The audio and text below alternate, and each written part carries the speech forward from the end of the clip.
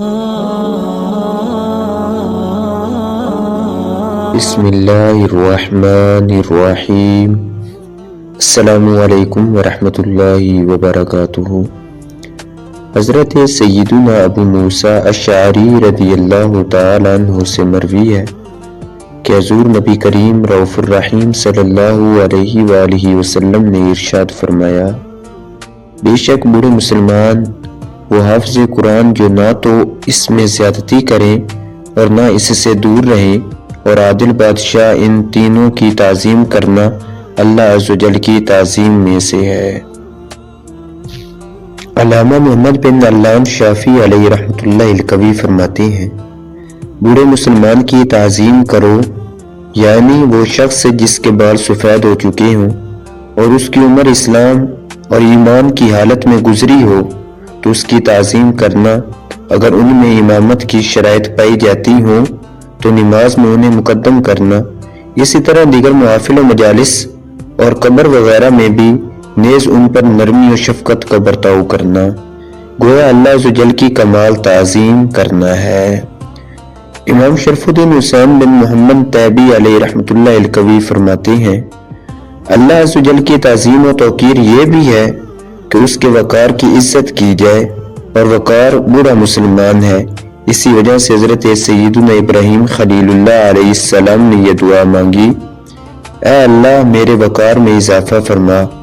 امام طاؤس رحمۃ اللہ تعالی علیہ فرماتے ہیں کہ 4 شخصوں کی تعظیم کرنا سنت ہے۔ پہلا، عالم کی تعظیم کرنا یہ سنت ہے۔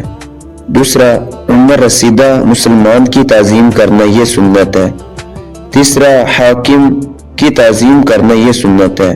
چوتھا، اپنے باپ کی تعظیم کرنا یہ سنت ہے۔ علامہ ملا علی قاری علیہ رحمۃ اللہ الباری فرماتے ہیں، حامل قرآن سے مراد قاری قرآن، حافظ اور مفسر ہے،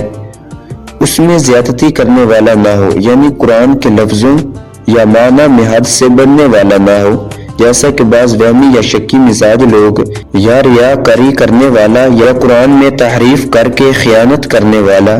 جیسا کہ اکثر جاہل عوام اور بہت سے نام نہاد علماء، یا غلط تعویل کر کے غلط معنی بیان کرنے والے جیسے تمام بدعتی لوگ قرآن سے دور نہ ہوں، یعنی قرآن کی تلاوت، اس کے حکام، اس کے معانی سمجھنے اور اس پر عمل کرنے سے اعراض نہ کریں۔ ایسے حافظ قرآن کی حدیث میں فضیلت بیان ہوئی ہے، چنانچہ امیر المومنین حضرت سیدنا مولا علی کرم اللہ تعالی وجہ الکریم سے روایت ہے کہ حضور تاجدار رسالت شہنشاہ نبوت صلی اللہ علیہ وآلہ وسلم نے ارشاد فرمایا، جس نے قرآن مجید پڑھا اور اسے حفظ کیا، اس کے حلال کو حلال جانا اور اس کے حرام کو حرام جانا، تو اللہ عز و جل اسے جنت میں داخل فرمائے گا، اور اس کے گھر والوں میں سے ایسے 10 افراد کے حق میں اس کی شفاعت قبول فرمائے گا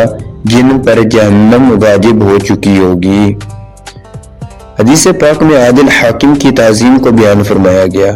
اس کی وجہ بیان کرتے ہوئے مفسر شہیر، محدث کبیر،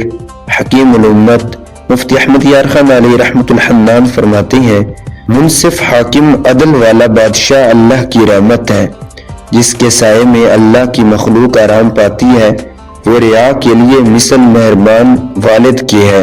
اس لیے اس کا احترام ضروری ہے۔ عادل حکمران کے بھی احادیث مبارکہ میں بہت فضائل بیان فرمائے گئے ہیں، چنانچہ حضرت سیدنا ابو ہریرہ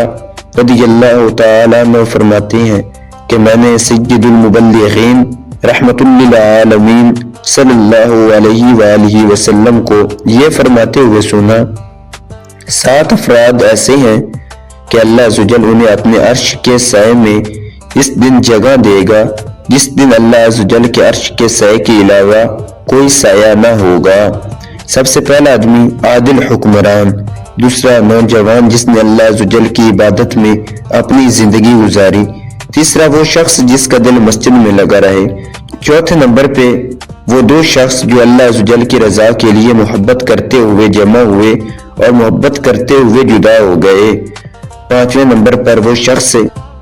جس سے کوئی صاحب مال و جمال عورت گناہ کے لیے بلائے اور وہ کہے کہ میں اللہ عز و جل سے ڈرتا ہوں،